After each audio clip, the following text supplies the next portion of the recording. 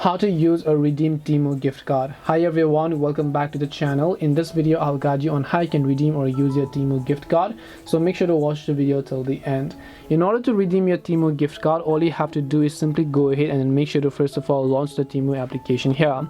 In order to use your gift card, you simply want to make sure to order any sort of product in this case, so you can just select any order that you would like here and then just add them to your cart in this case. So let me just go ahead and select add to cart after selecting a size here.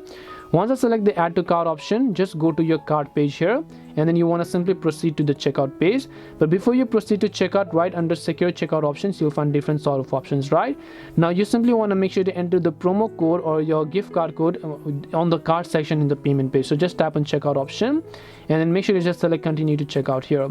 Now you can just go ahead and make sure to enter your addresses. Once you've entered your addresses, on the next page it will require you to enter your card details, and under the card page you can simply enter your gift card number.